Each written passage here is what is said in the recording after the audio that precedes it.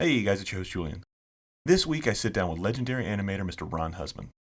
During this chat, we talk about the super early days of the Disney internship and how Ron got to that position. We also talk about Ron working with one of the nine old men, Mr. Frank Thomas. We also talk about him earning the title animator, and we get some very personal stories towards the end of this about Ron and Ron's family, man. It really hit me in the feels and it got me a little teary-eyed. I think you guys will see that, and it'll probably affect you just a little bit as well. I really hope you enjoy this episode. It was very special. I've been a fan of Ron for as long as I can remember. Don't forget, drop us a rating and a review and tell a friend or two. I hope you enjoy this show. Thanks for listening.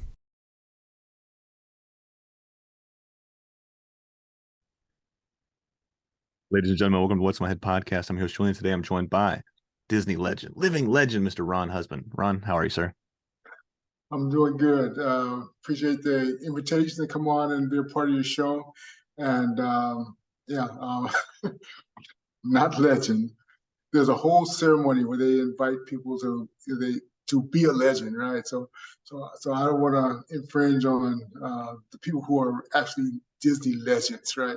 So I'll go with something legendary or something that not just a Disney. That's like the Oscars. You got Oscar. There's a big deal about that. Well, Disney how, legends. So, how about uh, soon to I'm be not one. How about soon to be Disney legend? Because I got to imagine when it's all said and done, they're going to hang Ron Husband's jersey up in the rafters for Disney. They're going to say legend next to that name. But nonetheless, man, thank you for doing this. I know it's been a long time coming. A whole bunch of scheduling conflicts on my side, hurricanes here, work this, work that, So, like I said, I'm glad we're getting ready to sit down and do this. And one thing that I've absolutely found fascinating about you and your career, and I've had quite a few Disney folks on this past year. And one thing that I haven't really, gotten to delve too much into, I did a little bit with Floyd. Unfortunately, I only had about 30 minutes that I was able to release with Floyd of 2 hour of a 2 hour talk, and Floyd just went in detail about his early days and everything like that. But a little bit of a audio video mix up as far as the file goes, so we kind of lost the last 90 minutes of that talk. So when it came to the early days of Disney, especially back in those days, Floyd was there in the 60s. And then you back in 70, was it 73 is when you started at Disney? 75, 75, February 10th, 1975. 1975. Thank you.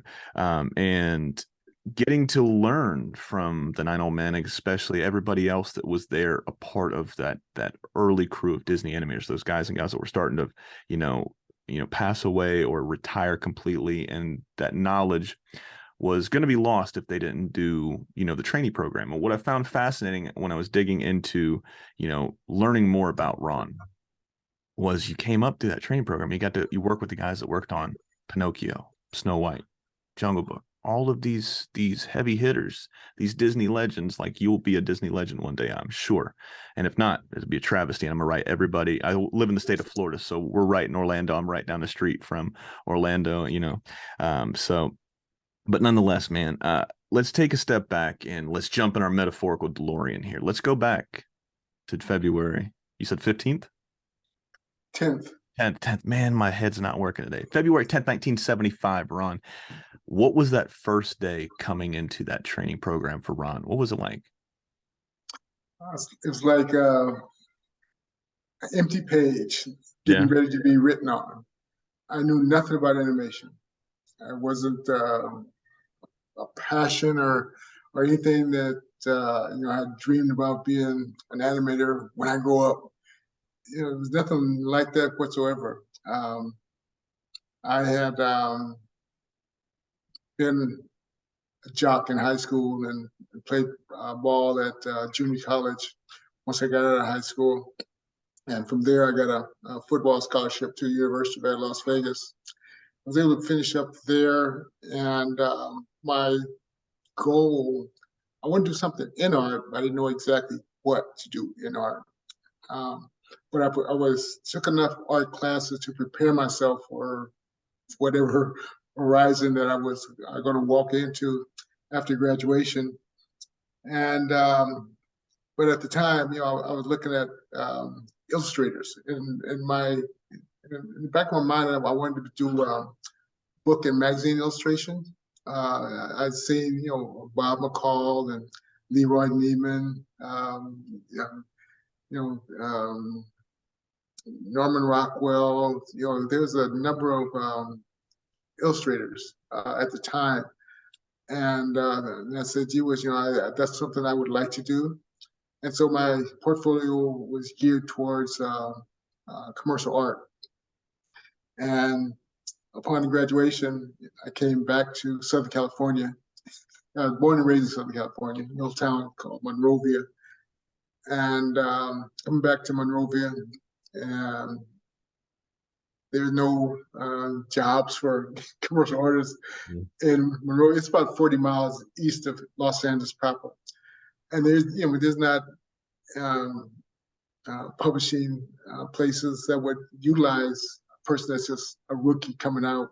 Chicago, New York is where I should have been, if I was going to pursue trying to be a young illustrator, doing some work and maybe picking up some assignments. But I had no real idea, and there was nobody to really talk and guide me through this maze of, how you gonna make a living? You're an artist. How you gonna make a living?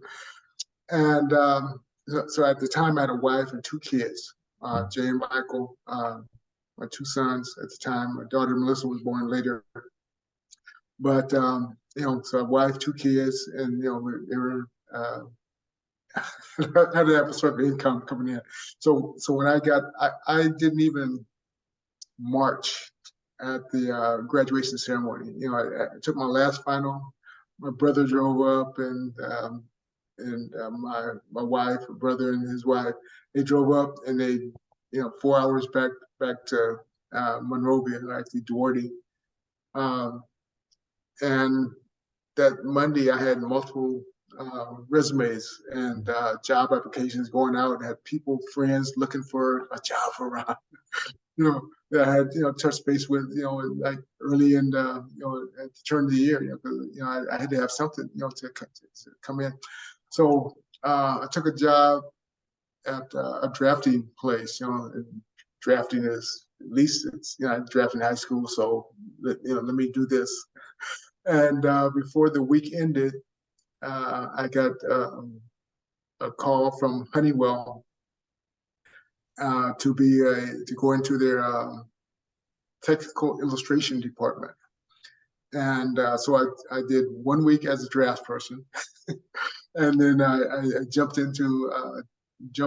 that ship and went to another ship because, again, technical illustration is close to illustration, and there was about 6 of us in this drafting department or illustration department, and there was one guy who got to do all the real creative stuff, the blow illustration where they show like a washer and then a nut and and then so the exploded views, these type of things that were really sort of fun to do.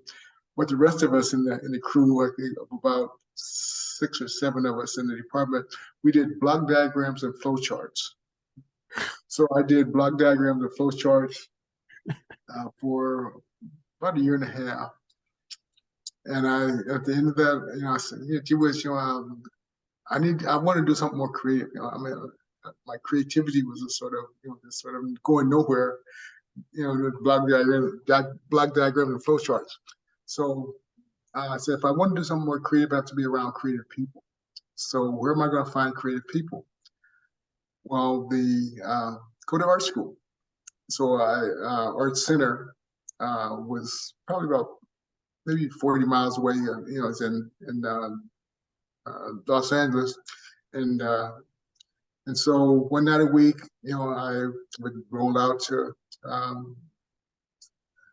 Art Center, and my instructor happened to be a gentleman by the name of Sam McKim, who worked for the WED, which is a subsidiary of the Disney Studios, and they design and build all the rides for the theme parks. It's called Imagineering, but it's, WED stands for Walt Disney something other, but it's Disney, Walt Disney's initials. Yeah. Walter Elias Disney, that's what, WED. But again, they design on and build all the rides for the theme park. So Mr. McKim mentioned a trainee program that the Disney Studio had started several years before. I think in 1971 they started a trainee program. Because I think you mentioned earlier on, and the very first feature, Snow White and the Seven Dwarfs, uh, Frank Thomas, I. Johnson, Milt Hall, John Lounsbury, those guys worked on Snow White in 1937. And here it is, 1974 at the time. And those gentlemen are still at the board animating. And they never had a second team. They had the all-star lineup, and they never really prepared to have, give the starters a blow and let the second team come in, and then you bring back. They never There's had no a six second man team. award. Yeah, there's no Yeah, 6 man coming up. yeah. There's nobody in the wings, and so these gentlemen were older. They getting ready to retire. And I remember John Lounsbury. He got sick and passed away. Shortly after I got there. So these gentlemen, like I said, were older. I said, it's like 1937. Here's 1970, 74, and so in 1971, head of the art or the animation department, Willie Reitherman, and some others got together and said, well, let's take advantage of these older gentlemen so they can pass on their knowledge to a younger group of artists that could perhaps work their way into being animators. Because you can't go in there and literally, you're just a young coming out. Where you coming out of Kellar's, or you're coming off the streets like myself. I mean, you just can't come in there and do Frank Thomas, Ollie Johnson, no call animation. After that, it takes a while to sort of, to get the knowledge to be able to do what those gentlemen have been doing for the cream of the crop for 40 some odd years, making the best animation in the world. But Mr. McKim, he told the class one night that about the training program, and if anybody was interested. And I remember the conversation that night from the classroom to the parking lot was that I'm not going to Disney. They don't pay anything. And literally, it was true. They paid very little to their younger guys, but in animation industry. But the big, what they call the 9 old men. They were making big bucks, but Yeah. everybody else was sort of it wasn't that great. Plus, animation was not what it is today. We look at all kinds of expressions of animation, Japanese anime, and everybody's getting on the bandwagon doing animation, and it's going to CGI now. But at the time, Disney was like the only thing on the block. You had Ralph Bakshi doing a thing every once in a while.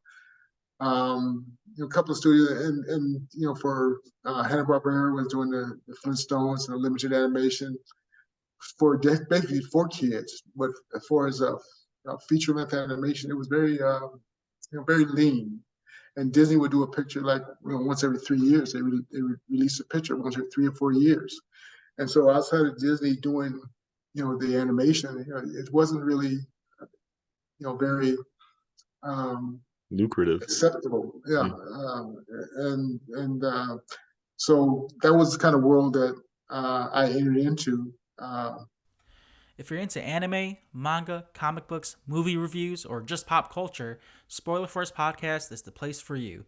Not only do I talk about nerdy topics, I have conversations with a variety of guests, such as musicians, Comic-Con artists, cosplayers, other podcasters, and people from all over the world. Join me as I go on this journey to find ways to help others express themselves with their creativity.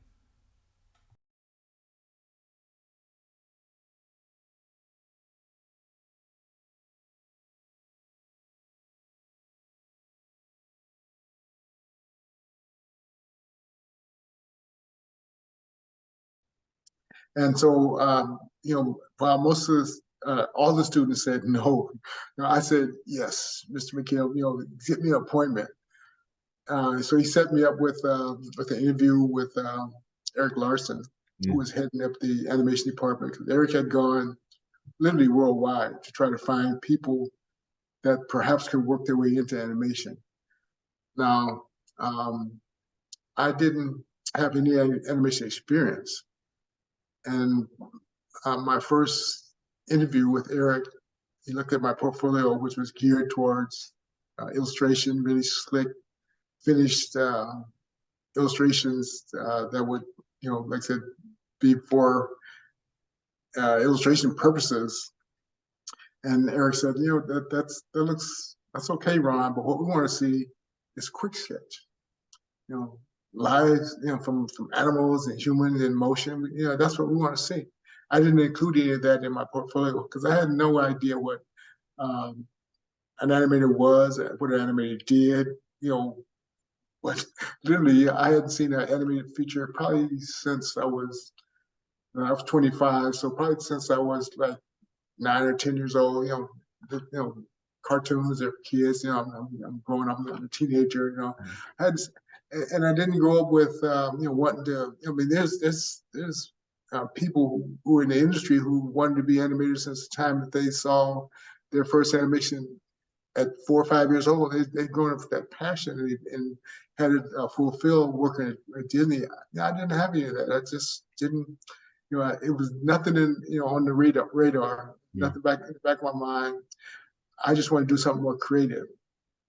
And so when Eric told me that that's what they were looking for, I said, wow, when I was in high school, Monrovia High School, my junior year in high school, I got kicked out of art class.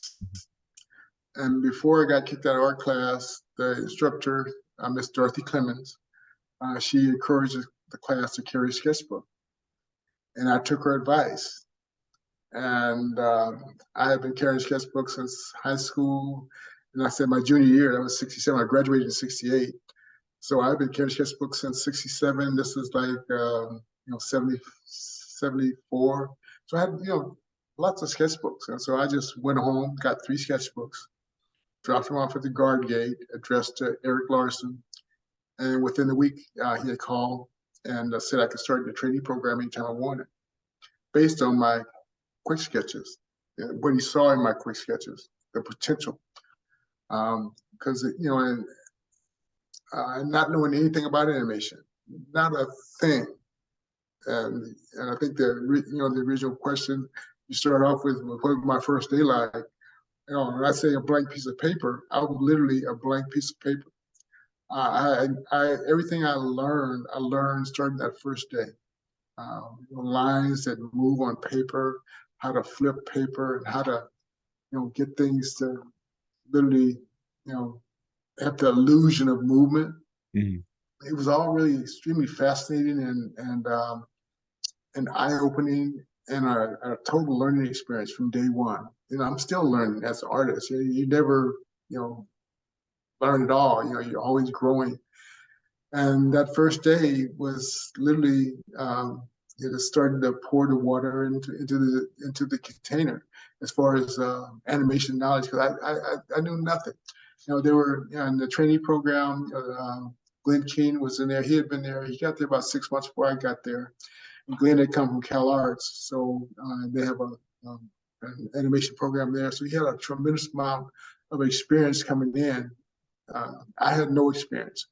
And so you have the spectrum of people in between there, because they were just looking for artists that they could perhaps train to be animators, because animation wasn't about drawing, because they're not going to teach how to draw.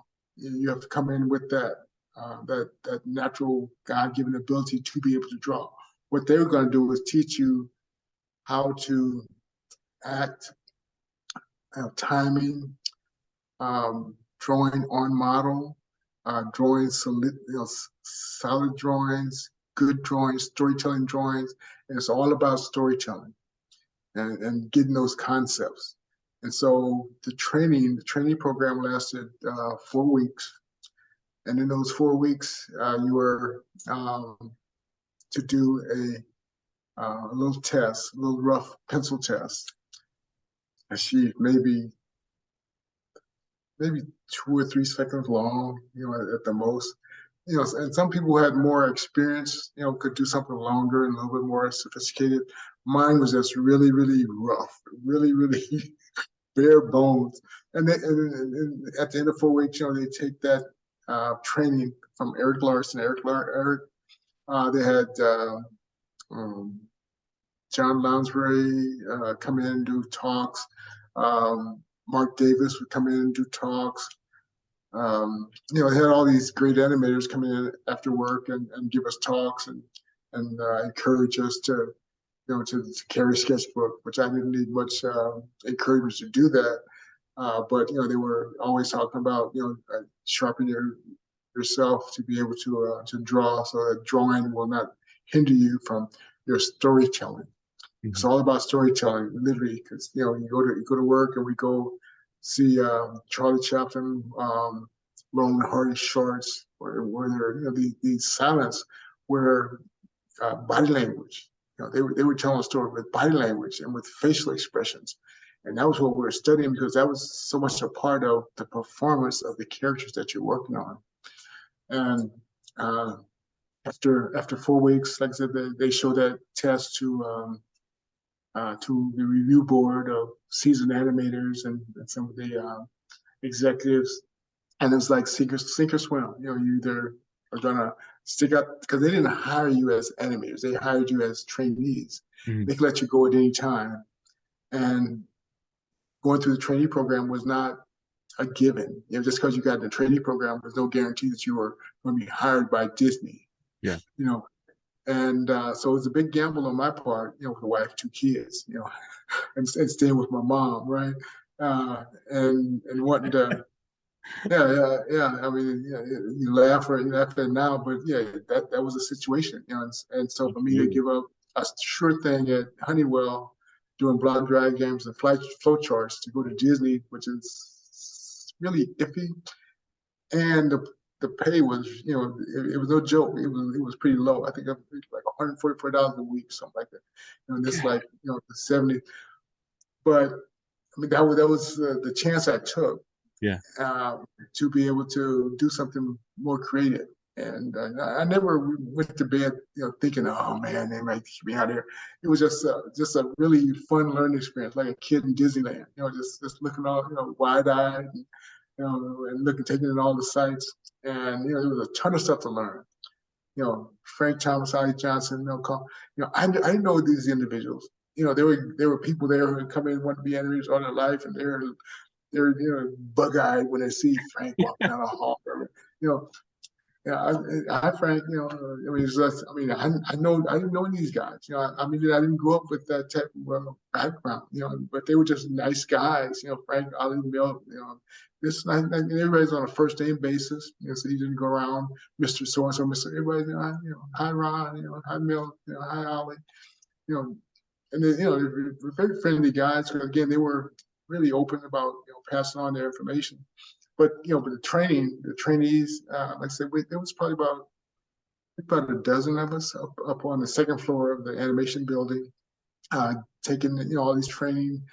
Uh, Eric would organize speakers and give us lectures and give us just really opportunities to learn. And while we were working on our rough pencil test, we take them in and show them to Eric, and Eric sit at his desk, and you take our drawings, and he put a piece of paper over those drawings, and he show you how it's supposed to be done. You want to get some silhouette value in there. You want to move the body and then push it in this direction or pull it in that direction, and all the great stuff that looking over his shoulder, getting some just really pointers, literally of how to animate. But it was that type of a learning experience, and so you show your test, and probably half of the people who show the test would make it on to they say this person shows potential, this person doesn't. He's got to go or she's got to go. And then if you made it through the first test, then you're extended another 4 weeks to do another test. be based on what you learned in the first test, and then what you continue to learn, and getting a little bit more sophisticated. Like I said, my tests are really, really rough compared to, say, somebody like Glenn, who came in from my animation background and had a more sophisticated test. Um, and but again, he had gotten there about 6 months before I got there, and I passed my second test. And after you passed the second test, then they sent you down to the first floor where they were actually working on a production. Mm-hmm. And at the time, the rescue were working on the rescuers, the tail end of the rescuers. And I came down, and they were waiting for like rooms to open up so they have some place for us to come down to, because most we were up on the second floor of the animation building, and they teamed me and Glenn together, and we were sent down to the D wing. I call it the D wing of the animation building on the first floor, where Frank was there, Frank, Ali, Milt. They were on that D wing in their rooms, and Glenn and I, we shared a room at the end of the hallway, and we did in-betweens. That's how you literally learned animation, by doing in-betweens for actual animator. And I was doing in-betweens for Frank Thomas, and Glenn was doing in-betweens for Ollie Johnson. And that's literally how I learned animation, doing in-betweens for Frank.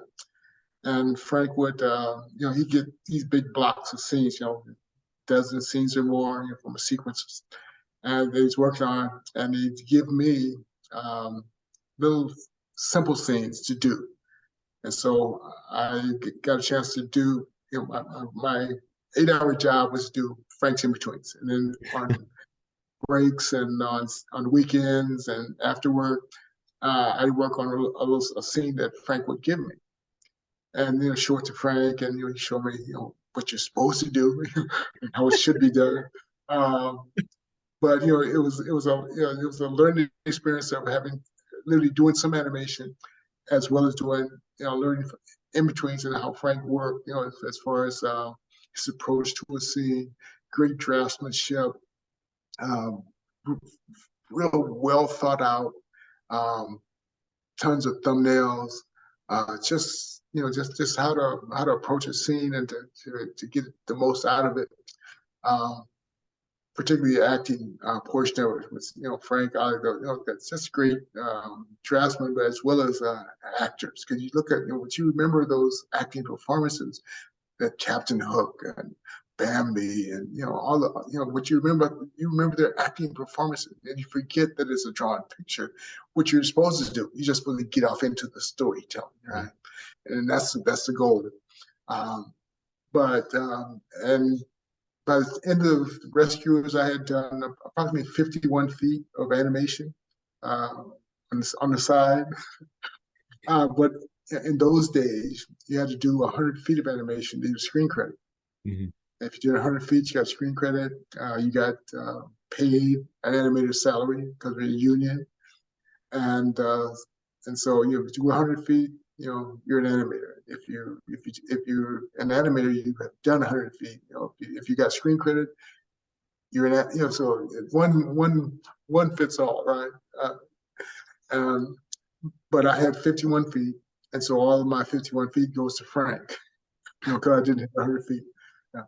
And the next picture up was let's see, Cauldron? Pete's Dragon. Yeah. And by this time, Frank had gone into Frank and Ali. They were just about ready to retire. They did a little bit of work on in the very beginning of a Fox and a Hound. Mm-hmm. They were sort of doing some work on that before they both retired. But the next picture up for me, and let's see, that was in '75, whether February '75. Then around '80, we did Pete's Dragon, and again, did another 50 some odd feet on Pete's Dragon, doing in between for Gary Goldman, and doing some animation on the side, and another 50 feet. and close but no cigar, right? Because even though I worked on those pictures, I don't get screen credit because he didn't hit 100 feet. And then the next picture we worked on was a small one, and I was able to hit 100 feet on small one and get my first screen credit. And the rest is, let's say, it's history. As they like to say. One thing I wanted to circle back to. Have you ever read, have you read a, or not read, have you ever wrote or started to write an autobiography about your life? No, No? I Man, think I think the blog is probably about as close as I've come. mhm. Well, if you ever go to write one, I think I got a title for you. Animation dot dot dot on the side. I think that's what you should do. Animation on the side, man. The story of Ron Husband. There's a few things I Well, wanted to start. What's that? there's a lot of truth in that because teaching.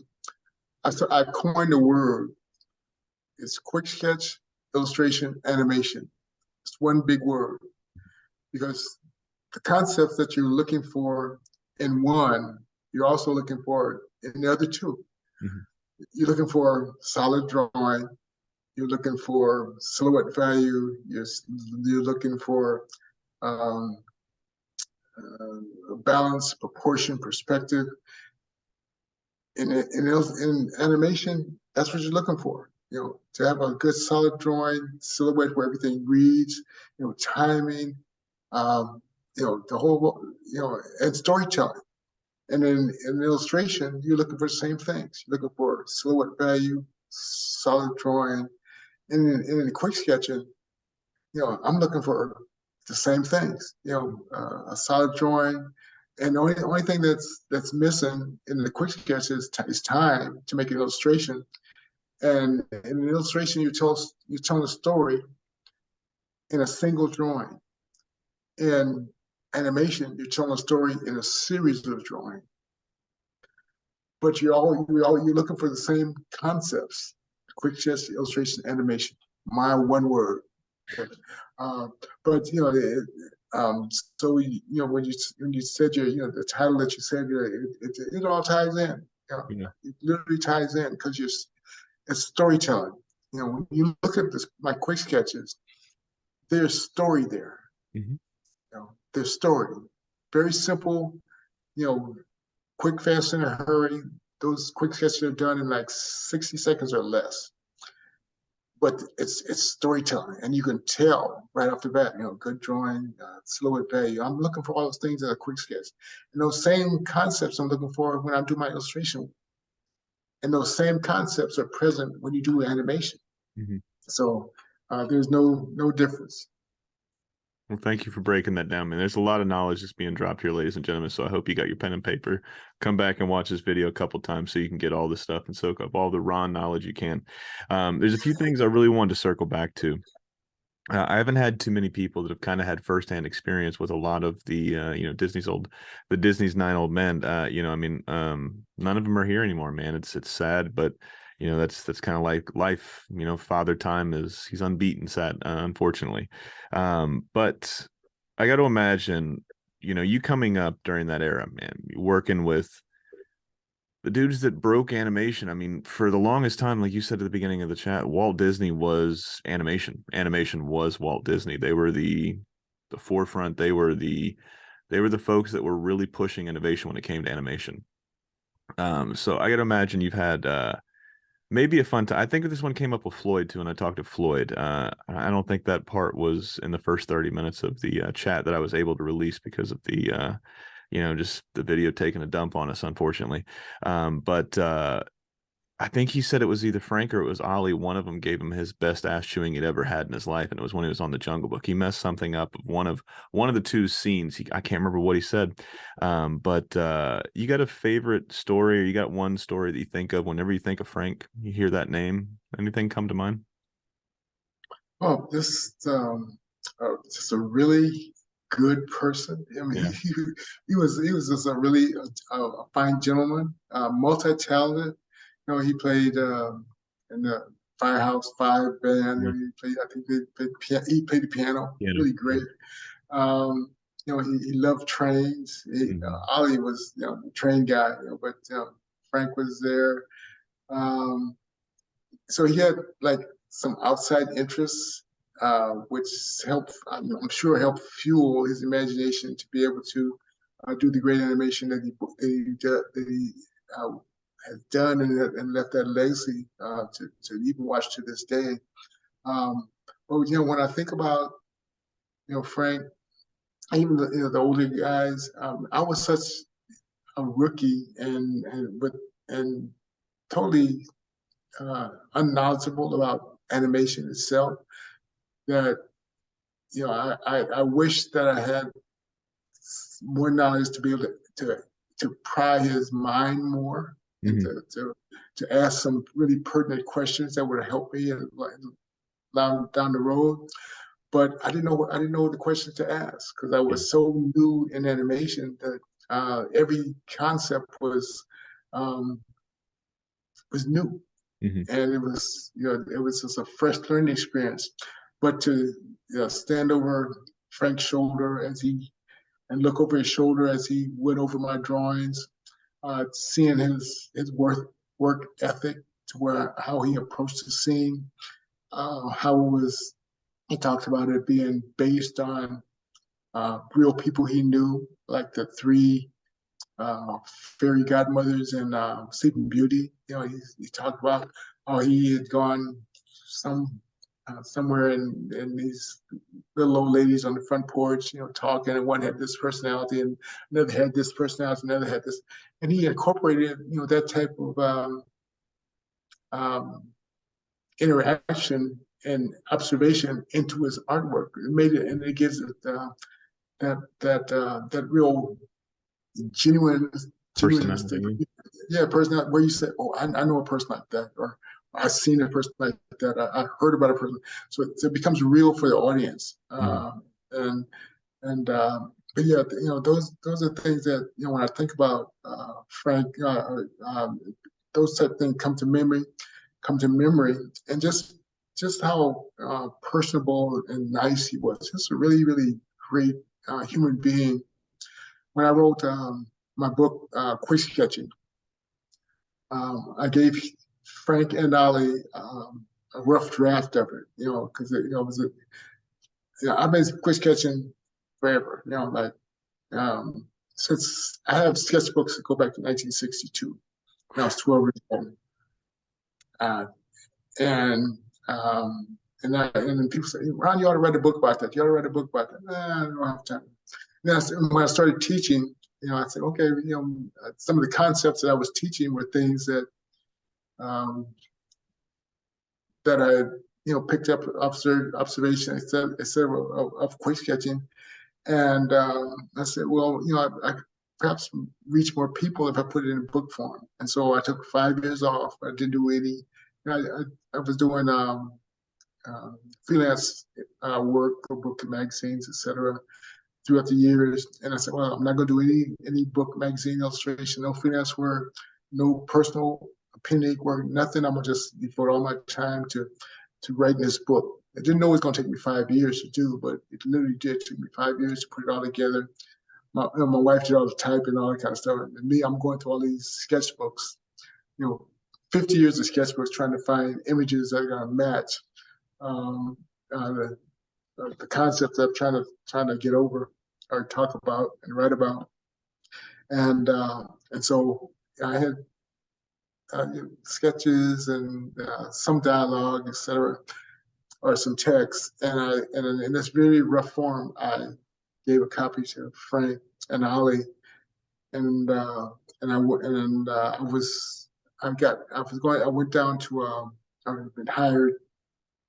I had retired, and I went to Australia. Disney had a studio in Australia at the time, and I was down there doing. They asked me to do animation and teach the crew. But when I got there, it was all teaching and no animation at the board. They had some issues going on between departments. And Ron, come put out the fire. So I was there doing showing how to work together, that type of thing. encouraging him to work there, not showing, just encouraging. Yeah. But when I got back, I spent 3 months down in Australia, and then when I got back, Frank invited me over to his house so we could discuss the book. And in the book,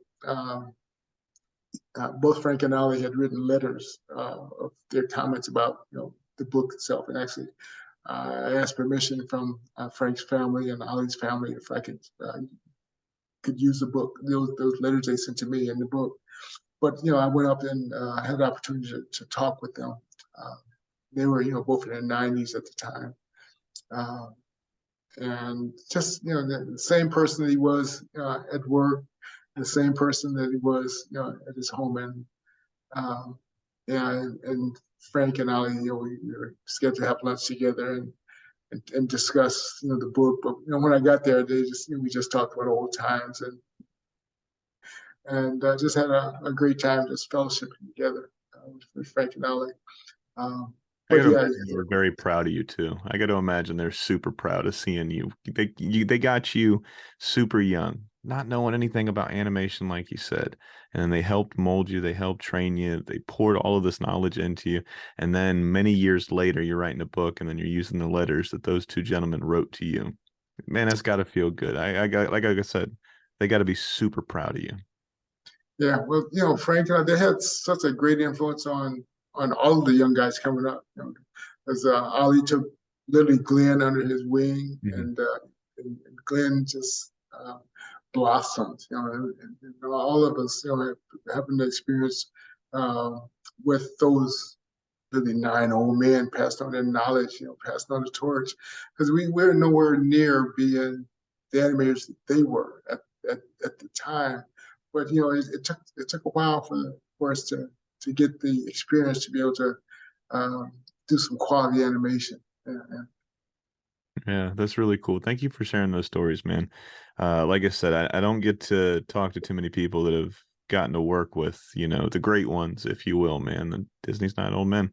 So anytime we can, sit back, relax, and reminisce about those gentlemen, I always like to.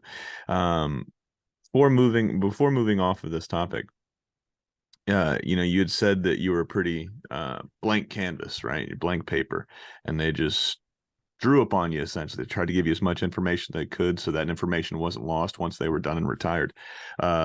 Throughout your career, was there any one piece of advice that Frank might have given you that you've used your entire career, or maybe you use that same advice with your students now that you probably learned from Frank? Does anything stand out?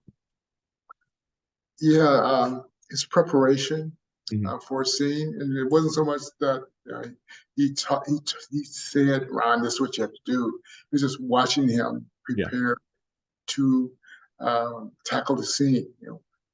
Thumbnails, listen to soundtrack. Just is total preparation to be able to do the scene and to get the most out of it, and the acting performance. How long is it going to take to put this emotion over so the audience gets it? Yeah. And there's no guesswork. And so that takes a lot of thought and preparation and planning. And just to see Frank, the thumbnails he would do, and is this the best way to approach this?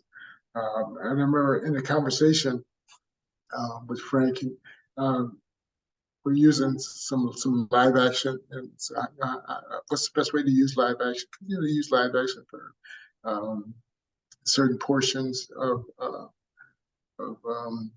was it Captain Hook, and different, and Frank's okay. Here's your photo stats. If the characters this, then first pass. You understand, and you take that drawing of extreme drawing, and you push it a little bit, and you go back and you push it some more, and in the third pass, you push it, and how far can you push it without it not getting grotesque on you? Yeah. And still within the believability bounds of what you're trying to get across in your story. And so that was one of the things that I took away, among other things. That if you're ever using live action, you push it. And even if you're not even using live action, how far can you push that pose, Hmm. without it going bizarre on you, or Yeah. getting grotesque, or unbelievable. It becomes unbelievable. Hmm. So those are just a couple of things that I could would call on right off the top of the bat. I'm sure there's a ton more if I wake up tonight about midnight. Say, oh, yes, Oh that's it. yeah, 100%. That's why we need to do part two, part three, part four, part five, and probably part six with Ron Husband, seeing what else we can pull out of that head, right? So, let's flash forward ahead here just a little bit. Once you finally hit that 100 feet, you got your first credit. You saw your name up there in the credits at the end of the movie. What was that like? What was that feeling like? Do you remember that feeling? Another story. Um, During small one, um, yeah, I started getting sick and didn't really know uh, what what was the cause. Mhm.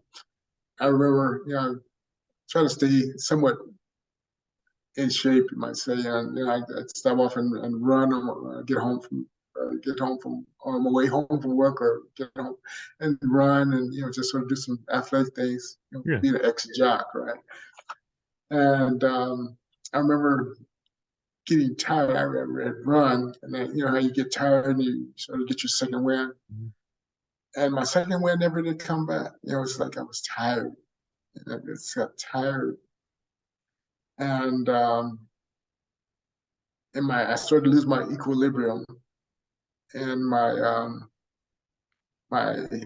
appetite was so not very good, and my equilibrium was going, and my eyes were turning yellow. Mhm. When I tried to grab it, but you did ask, right? Uh, and and I was going to work every day, and my equilibrium was such that if I turned my head left or right, I got dizzy. If you're like just a momentary dizziness. If I looked left or right.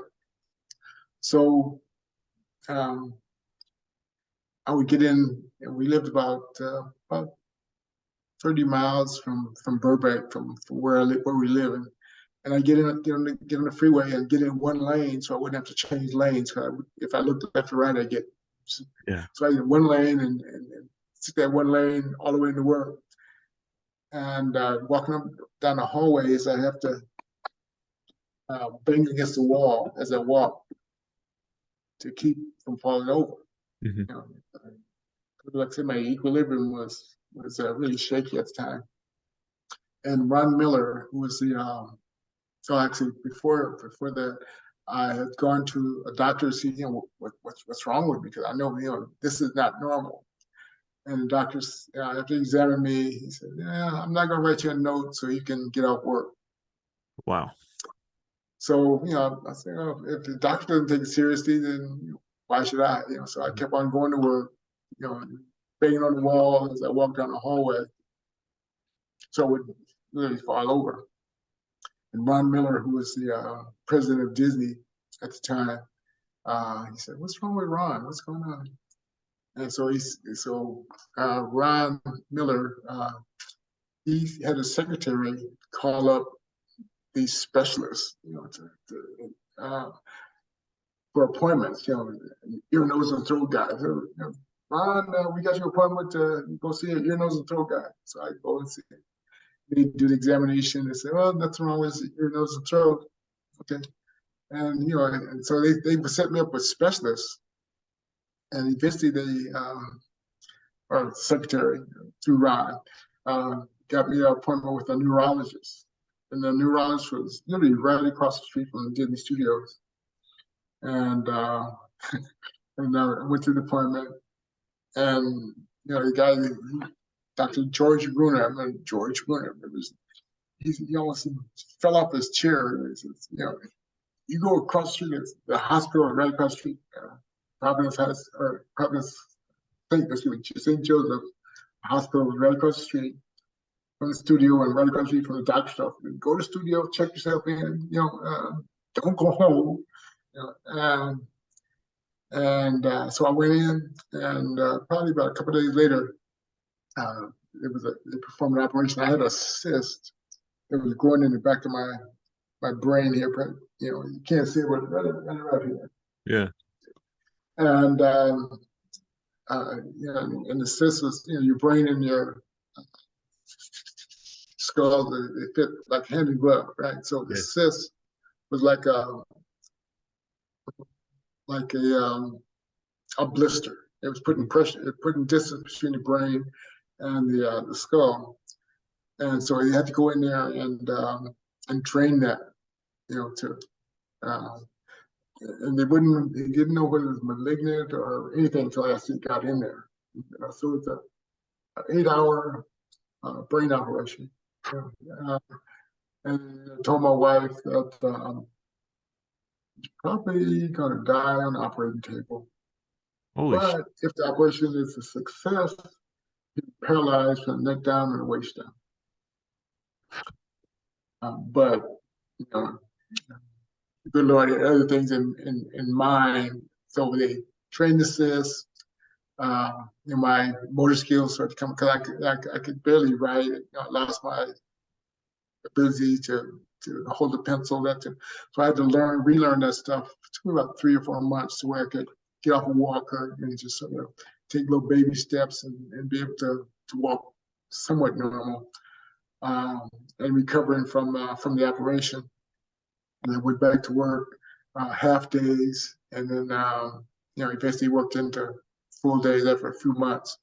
But I said all that to answer the question you asked about how I felt when I was promoted to an animator.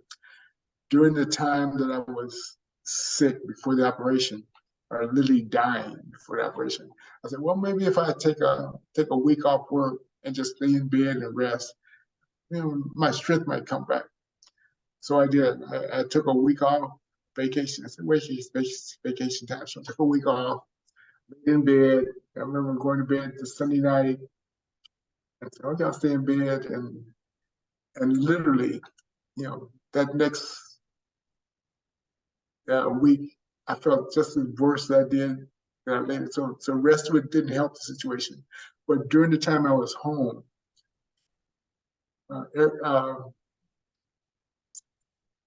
Ed Hansen, who was the head of the animation department, called, said, Ron, you made Animator. I remember laying in bed at the phone. I said, thanks. Shit. And just laid back down, because I was literally dying on the vine, and I got the good news, and I would always thought that I'd be sitting at the board animating away, and Frank, or not Frank, but Ed Hansen would come in and said, Ron, you've been promoted to an animator, and I'm jumping up and and doing flips because all this happened. Nothing like that at all. I was out of it. When I was promoted to an animator. But I hit 100 feet, which meant at the end of the picture I get screen credit. But by hitting 100 feet, I was given the title of an animator, and the union is going to kick in, and I'll be making animator salary. So things were, some good things were happening, but at the time I wasn't able to really fully enjoy them. But that's life.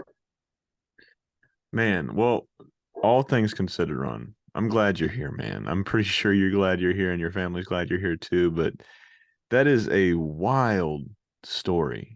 It just goes to show you, ladies and gentlemen, push through the best you can, but go and get checked out when you need to, man. If you start feeling something's not right, something's off, your body better than anybody else is going to know your body.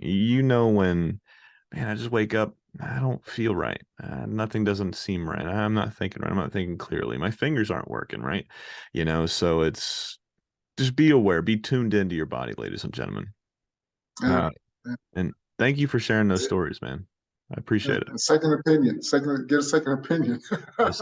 Sometimes you need 3, right, man? So yeah. And shout out to Ron Miller for the Yeah, foresight to yeah, say, hey, get this guy some help, so because most of the yeah, time people that busy, they can just walk right by you. Hey, they got stuff to do. And Ron might be drunk, or Ron might be hungover. Ron might be doing this. Maybe Ron just didn't get some sleep last night. He'll be all right.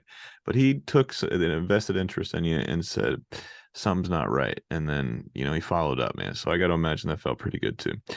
Um, Yeah, that's a that was the studio was run in those days. And it was no joke when they said everybody's on a first name level, first name basis. The guys on the third floor, the janitors, everybody was on a first name basis. Very friendly studio, very encouraging. Wanting to see the best. Um, of the employees. So it was a good time to be there. And considering I was probably the only black uh, there for long periods of time. mhm. I was literally first black animator at Disney Studios, and and literally myself and there was another guy by the name of Mike McKinney. He's come in the training department, and his road led him into cleanup. So Mike McKinney, myself, and the janitors were the only people of color at the studio back in the early 70s. 70.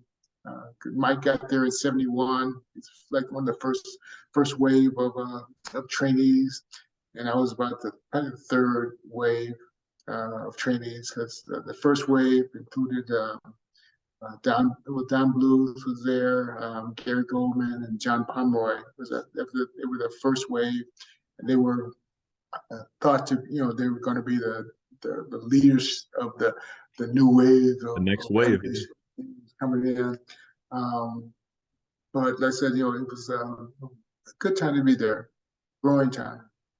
Dude, it's crazy that we've been speaking for over an hour, and this is the first time we've talked John Pomeroy, we talked Don Bluth. It's that whole story of that walkout is so fascinating. From the Don Bluth walkout to what do they call them? The rat nest, the guys that stayed Yeah, like Musker but and Burt. they had the Jerry Reese and the guy the John Musker. Those guys were John the Musker. rest. That's yeah. Yeah, Brad Bird. It's just like all Yeah, of those guys. yeah. It's just, you know, when I started this podcast, it was just I'm a huge Ninja Turtle fan, if you can't see, right? So, the fans have heard this story. It was just originally to just talk Ninja Turtles with folks that from the cartoons to the movies to the comic books, anybody and everybody that ever worked on the Ninja Turtles. That's all I want to talk about. Shit fell through, and then I started thinking, like, man, I'm probably run out of stuff to talk about when it comes to Ninja Turtles pretty quickly. And having the foresight and clairvoyance that I had, I ran out of stuff to talk about with the Ninja Turtle stuff because nobody really wanted to talk Ninja Turtles. So I was like, well, I love animation. I love comic books. I love sports. I love cooking.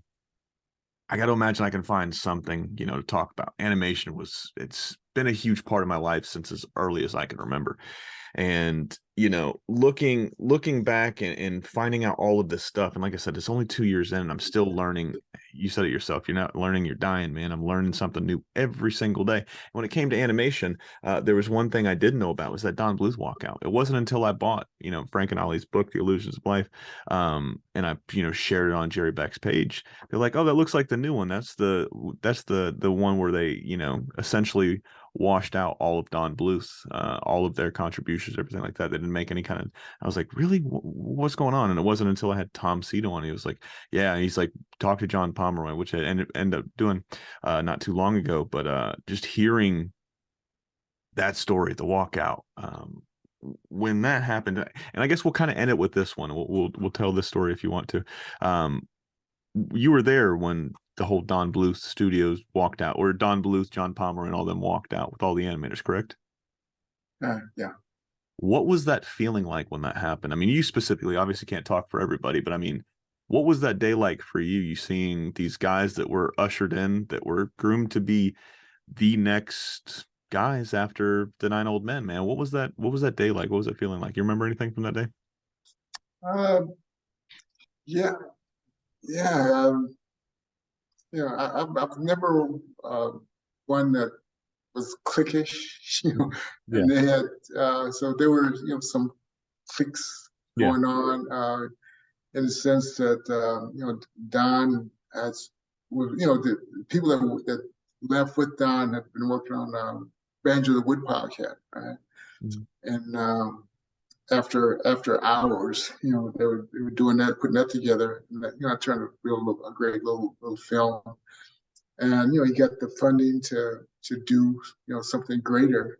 And so he and Gary and John, they left first, and then about a week or so later, uh, more of the crew uh, left that been basically working on banjo, and so that group uh, left, and just I'm so at the time, I was basically just new in animation, and the politics really didn't affect me much. I was probably one of the older guys. I was like 25 in 1975 when I went there.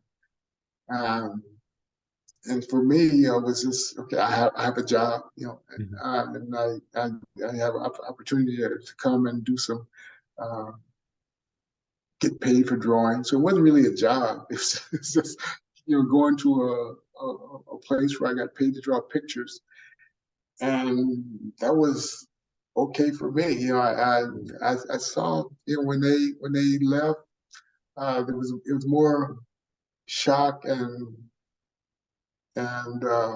emotion on other people that I saw around me to sort of, oh, how can they do that? They just left without um, 2 weeks notice, and they left it, and there were certain people that were pretty upset about the way that they just up and left, but it just didn't phase me Mhm. because I had an opportunity to draw pictures for a living and get paid for it. Next man So up. Yeah, next man yeah, up. yeah. So that's what they did. There was no erasing that, and they saw they saw like our stories at the time were pretty lame. They weren't really doing story wise. Um, the pictures weren't really progressing, and and and um, and Don and John and Gary, they saw that, and so they had opportunity to do something more exciting and more, um, I say, more exciting from their point of view, and more challenging, and more, they wanted to put Disney back into Disney. They wanted to out Disney. Yeah, they bet on themselves. Especially special effects and all, and really that took a lot um, of gusto Hmm. for them to make that move. Because here's Disney's a big giant, and so now we're gonna break off. We're gonna do something um, on an equal basis of what the big giant's been doing. And that took a lot of moxie, Yeah. on Don's part to pull away and say, okay, we're going to do this, and get funding to be able to do it, and they did it in a real great fashion. Hmm. I mean, Rats and Them, it's a nice picture, great little piece of picture that they did, and at the time, we were doing some things that were just sort of formulaic, and it wasn't that entertaining. Things that we were working at the time was that what the Black Cauldron, right? That they took a walk on, and Cauldron is pretty. Um, it's real complicated, Hmm. and in the sense that Lloyd Alexander's five books, children, five children book, and try to boil that down into one picture, and and I think the feeling was that the Black Cauldron was going to be the young guy's Snow White, Yeah. and so it was sort of like, okay, we're going to make this masterpiece, and we're going to make this masterpiece, and we're going to make this classic, but classics are made, you know over a period of time, it becomes a classic. You don't make a classic; it becomes Yeah. a classic. Over a period of time, it's got all the ingredients to make it a classic, and people respond to it. But you go off the, so it just, it just wasn't, a real good picture. But for me, it was a good experience because I was learning, and I was learning how to animate, and I was learning, a lot of things about animation. So it was just another vehicle of pouring into me um, opportunities to do some animation. So there's I'm sure everybody's got a different viewpoint on that, but it didn't really affect me. And I remember there was the footage average. You got to get footage average has to keep pace with the picture. The projection of the picture has to be done by a certain date. So you have to get a certain amount of footage done by a certain date so you can meet up at the end, and you won't go over budget. You won't go over time spent on the picture. And thought there was going to be a big uh, drop, but it didn't affect. It affected the studio as far as the footage, but it wasn't that much of a of a of a drop to say that because this group of people left, that the picture was going to be delayed for long periods of time. So their leaving didn't extremely talented people that took off.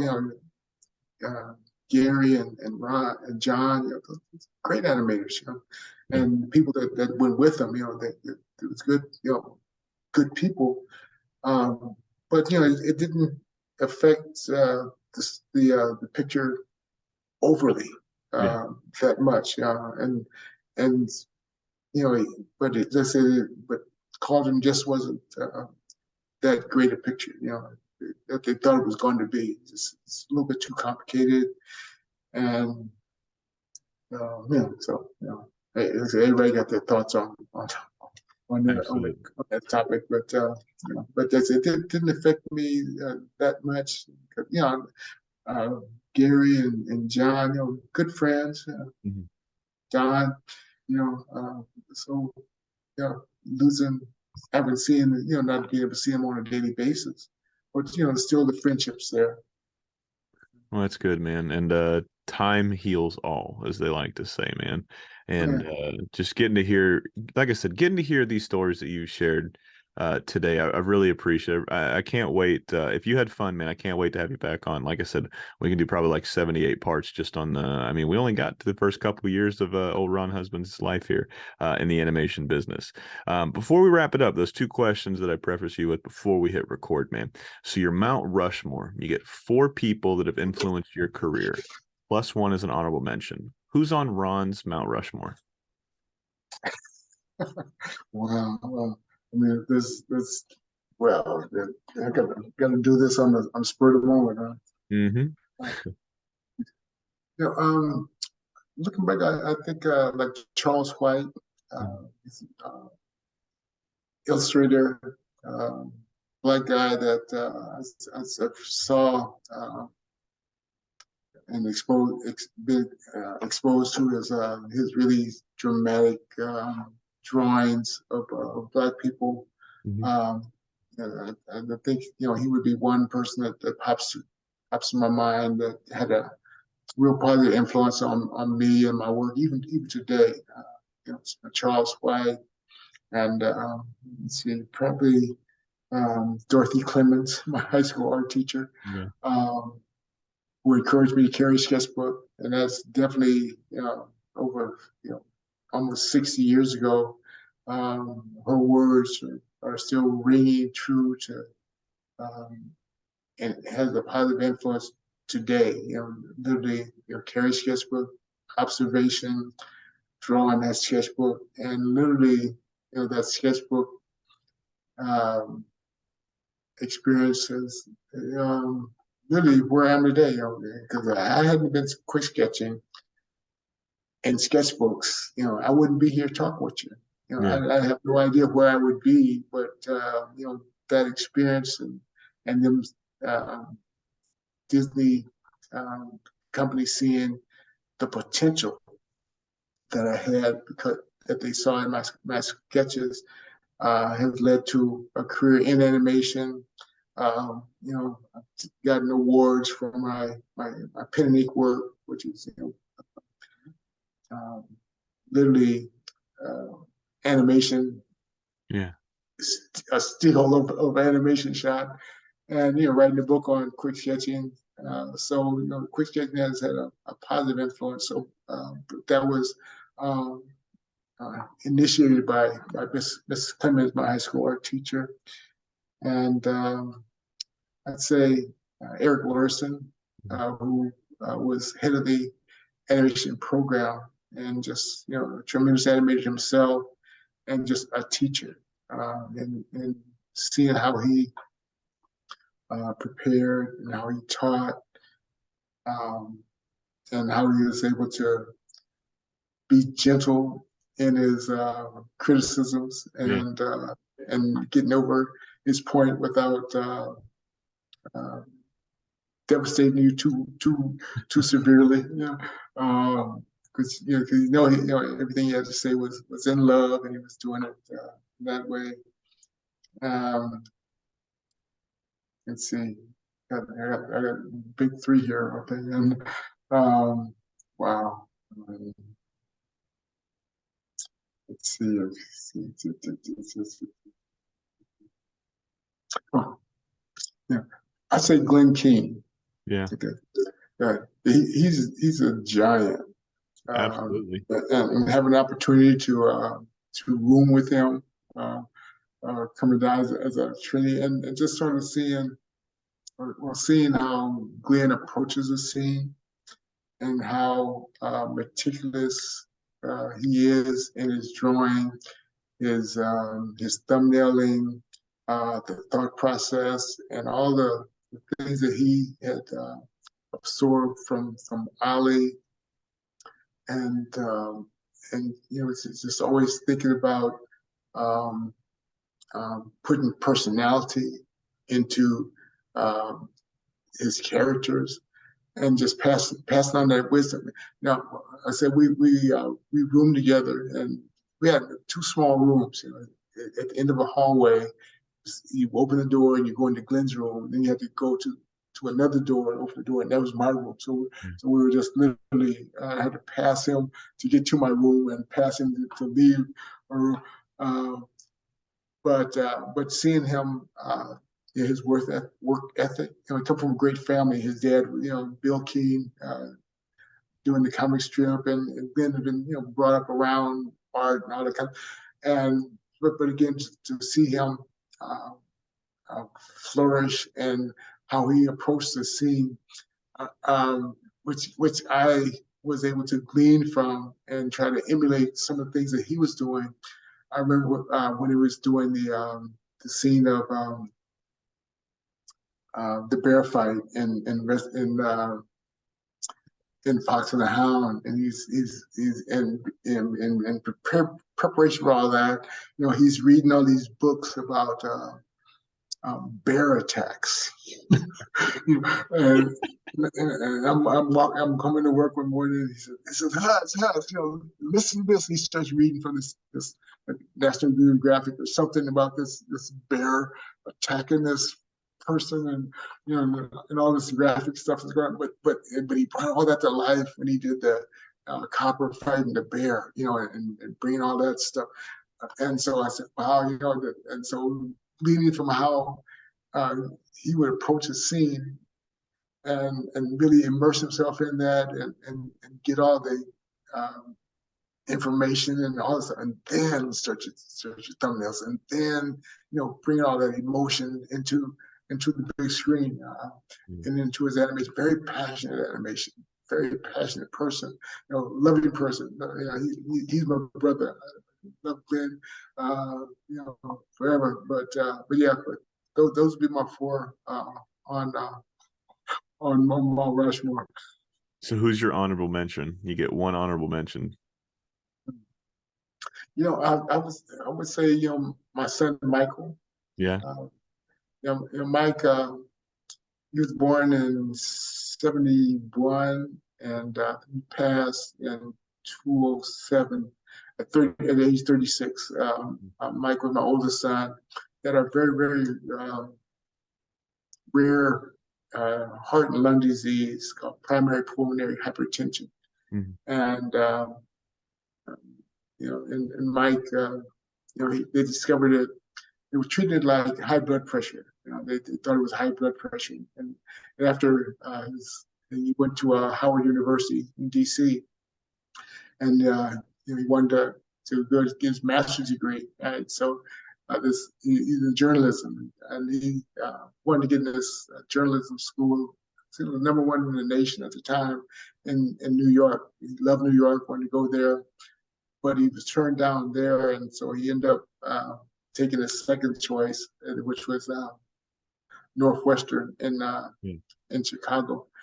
And while at Northwestern, getting the physical, they discovered that it wasn't high blood pressure, but it was a primary pulmonary hypertension that he had. And so they started treating that.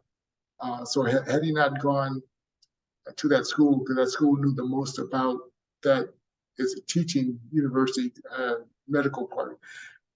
And so they were able to discover that they had been treating him for high blood pressure, but it was something else beyond that. And so they started treating that. So that prolonged his life for a period of time. And because they discovered that, and then what I would I don't know mention is that as he got really sick and he had an infection and at this tube in him, so he get medicine directly into his heart, and this tube was literally what was really keeping him alive Yeah. in the sense of getting medicine orally. He wasn't getting it fast enough, so now they put a stent in his chest where he could get this tube to continue pump medicine 24/7. And it got to where this tube got infected, and so so complication of that.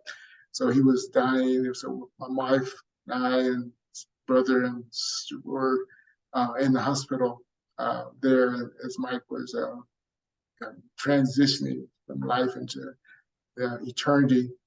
And it was just in so much discomfort that he said, got to remove this tube, knowing that removal of the tube was literally death.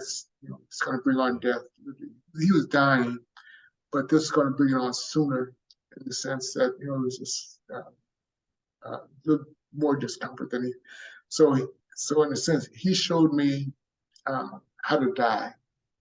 In the sense that that I know that he left a wife and a 10-month-old child, but and I wish that if I was in that position, that I would be that brave to say, okay, remove this, and I'm gonna pass out of this life into the next eternity. And he did that, and I said, am I going to be that brave if I have that opportunity or things happen to me that way? You say that, I'm ready to die. I know the Lord. I'm going to heaven, and you say all that, but you have you're faced with death. How are you going to react? And my son showed me that that's the way it should be. And and so he's one of my Mount Rushmore heroes. Ron, I got to tell you, man, that was heavy.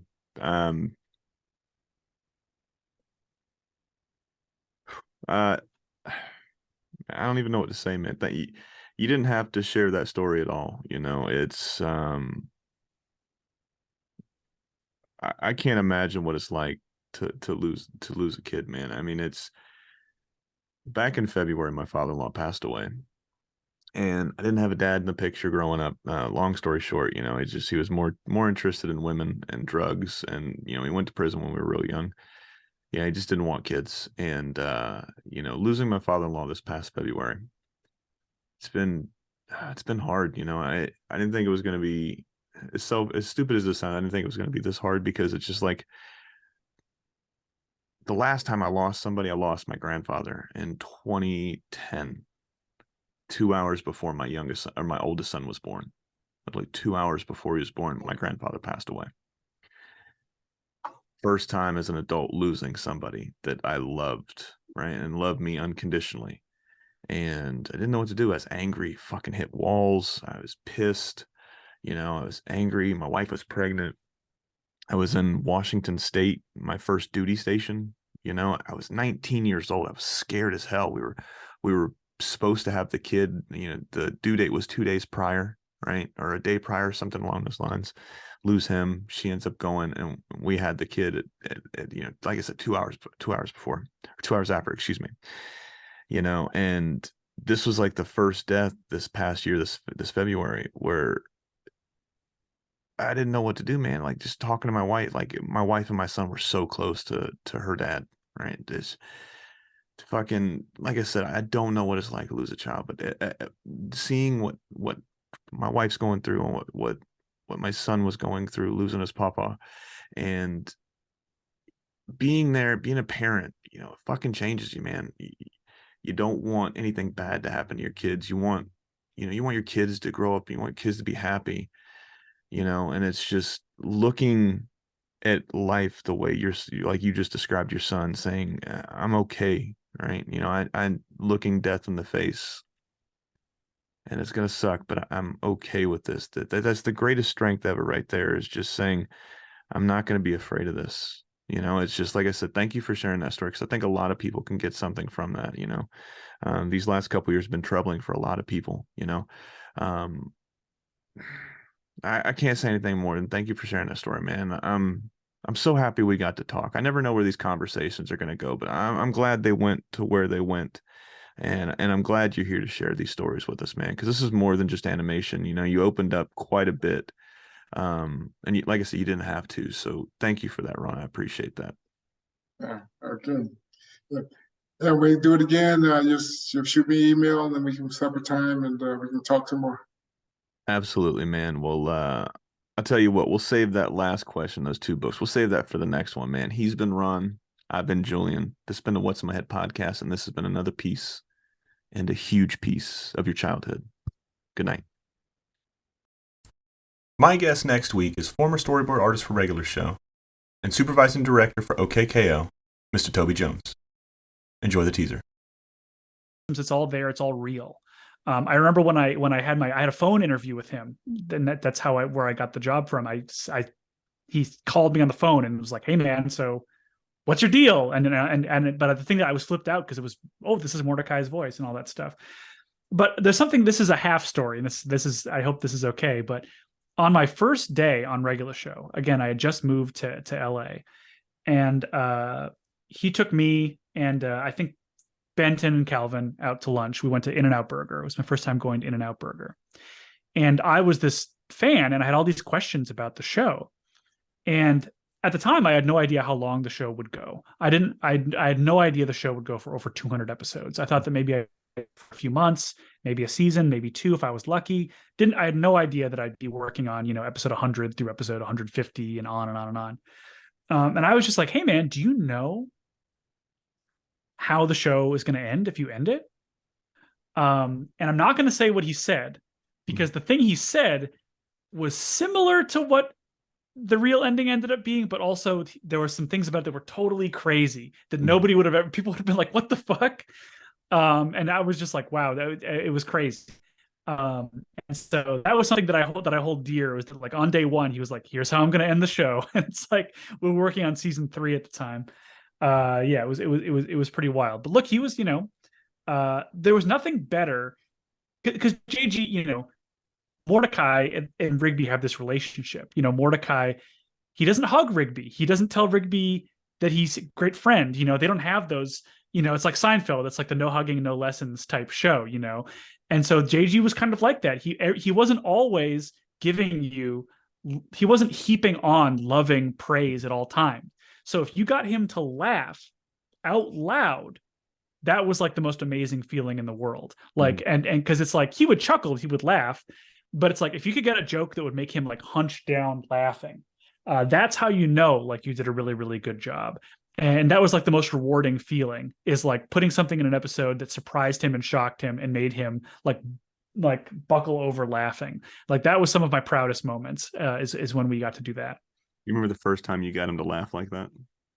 Yeah, it was either TGI Tuesday or a bunch of full grown geese. But when Owen and I did that episode, it was Brilliant Century Duck Crisis special. Because in that episode, it was given to us as an 11-minute episode, and we just added so much stuff to it that nobody asked for.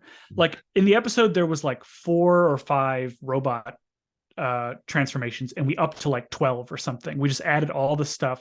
And then again, and the storyboard, like a normal episode, we'd put them on the walls to pitch them. And a normal episode would be like 1.5 corners. And this one like spiraled all the way around the whole room because we'd added so much stuff to it. And it was one of Owen's segments. You know, him and I, we collaborated on our writing. You know, we wrote the episodes together, but it was one of his sections that he boarded. And it was like the number of transformations that we did and all the insane stuff that we added. And just seeing the way that JG reacted physically to it, it was just like, we fucking nailed it, you know? Yeah.